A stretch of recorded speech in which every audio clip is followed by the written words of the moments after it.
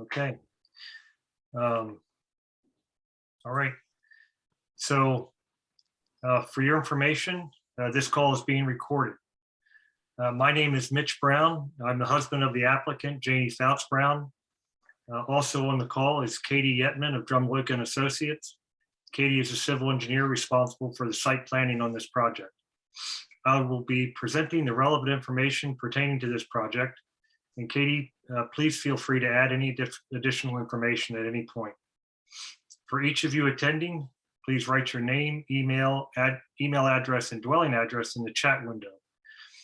Kindly put your microphones on mute and feel free to post questions in the chat as we go along, or there will be time at the end to ask questions. This meeting is being held in accordance with County Code 17-2-107, titled Community Meeting Requirement, which requires that prior to the issuance of any permits, Anne Arundel County requires that the developer of a project or owner shall hold a community meeting for the purpose of presenting information regarding the development, including proposed stormwater management design and any requested modifications, and allow the community to ask questions and provide comments. The proposed project is to raise the existing single-family dwelling and septic system and build a new single-family dwelling and septic system. The proposed project has been reviewed by the bordering neighbors as well as Sherwood Forest Board of Directors. A variance hearing was held on October 19th, and the variances for setback and steep slope disturbance were approved on October 28th. The project name is 325 Clopston Hill.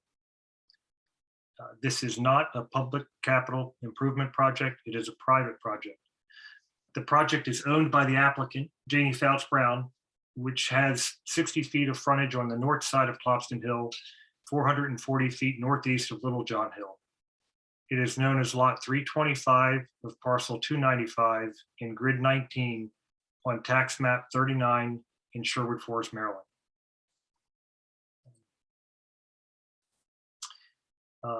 The property is zoned R2 residential. The property is in the critical area and is in the limited development area. The site plan and aerial view show environmental features, and I will share those now on the screen.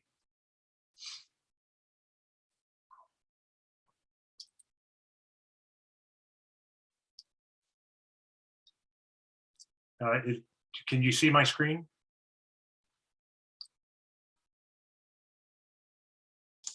Yes, I can see it. Thank you, Katie. The total site area, well, on my screen, you can see the location of the current dwelling and the outline of the proposed dwelling, as well as various environmental features here. The total site area is 6,640 square feet. The existing lot coverage is 2,413 square feet. The allowable lot coverage, according to County Code 17-8-403, is 2,388 square feet. The proposed lot coverage is under the allowable at 2,242 square feet. The coverage by structures, the existing structure is 1,117 square feet, which is 17% of the lot size. The allowable coverage is 1,992 square feet, which is 30% of the lot size. And our proposed coverage by structures is under that at 1,835 square feet, or 28% of the allowable. The steep slopes on the site are 924 square feet, and the steep slopes being disturbed is 79 square feet.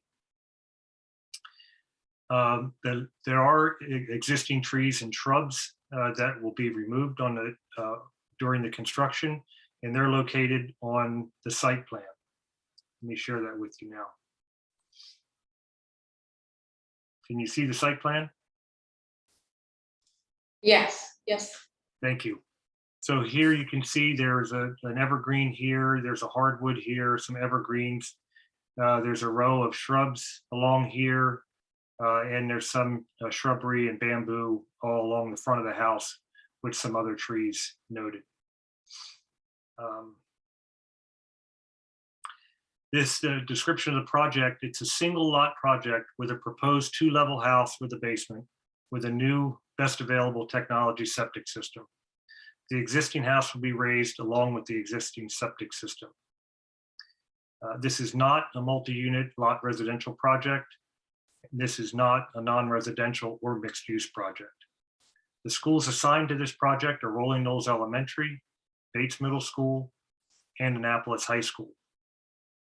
The water source is from a private community well, and there will be a private septic system installed. The septic tank is on site, while the dry well will be in the parking area in front of the site. An easement is required and is in process. Environmental modifications and proposed mitigation. The Environmental Planning Department of Anne Arundel County has reviewed the plan and have provided the following comments. They say the proposed mitigation plan appears to be acceptable, and prior to permit and approval, the applicant is required to submit the following to the reviewer. One original forestation agreement signed by the owners of the property, one planting plan, one copy of the current deed, and a refundable bond of $150 or $1.50 a square foot of required mitigation, and an inspection fee 7% of the amount. We have a planting plan that shows proposed plantings. I can share that with you.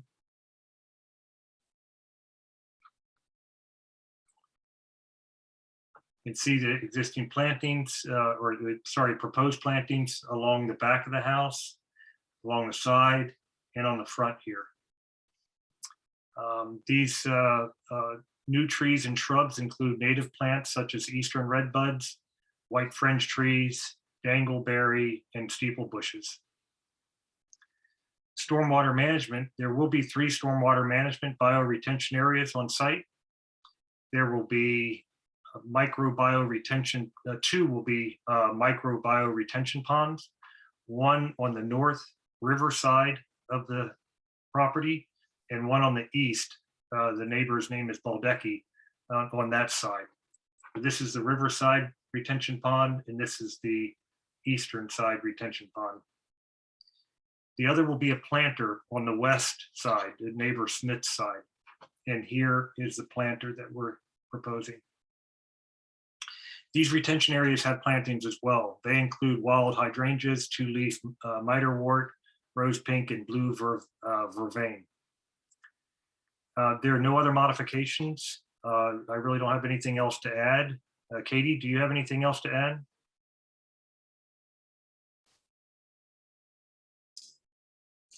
No, I think we're pretty much covering it. I just want to note the school systems, they're not impacted because currently the lot is served by a single family dwelling, and that's what we're putting back. We're not changing anything in that aspect.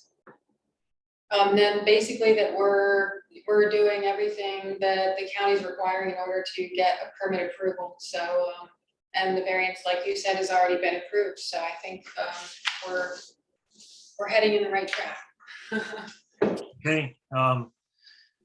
Yeah, nobody, just make a note that nobody has joined the call besides you and Janie.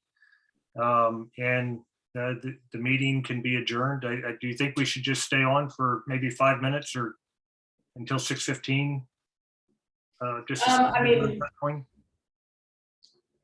you can feel free to do it. Some people do, some don't. It's just a matter of making sure that we present everything that is required by the county. And we've done that. They do have the opportunity to view it online because the county will post this. This video is going to be due tomorrow. So they will post it online for the public to view. Okay. Do you need to put your name and address in the chat? I certainly can do that, yes. Yeah, and maybe Janie, since you're attending, you should probably do that too. Oh, whoops.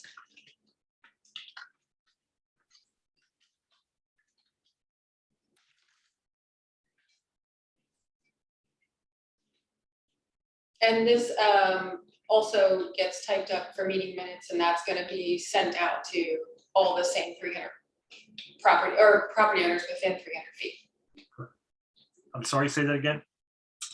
So the reason that we also need to do this is because meeting minutes of this meeting will need to be typed up and also sent out. And that's the reason why, if there was any attendees, we would need their information to be able to do that in case they weren't on that list, that original list. Gotcha. So your email address. Yeah. And dwelling address. If you wanted to pull up a vicinity map and just kind of show that way, in case someone, if you're gonna, do another 5 minutes, somebody can see the location of the site in case they're not as familiar as we are with Sherwood Forest. Oh, you mean the people within 300 feet of the house? But on that variance plan, there should be one in the top right corner that you can just kind of show on the screen for a minute or two. Right, let me share again.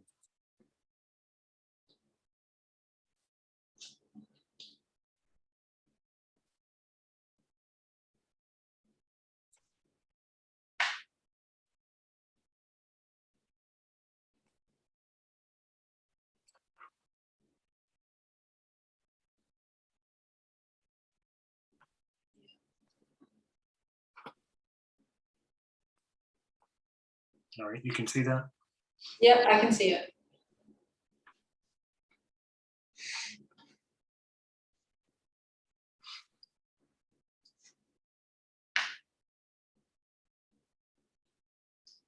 Really appreciate you joining. Sure. Like I said, the first couple when we had to do them on video was a little bit different than what we were used to. But I think since COVID has been now, almost 2 years, we're kind of more accustomed to this than the in-person ones like we should be. Actually, it's actually better, I think, because you can present on the screen like this and you can see it pretty easily, and you'd have to have the big drawing on, right? Yeah, we used to bring them on hard, board back and prop them up on easels. Wow. Back in the old days. Yeah.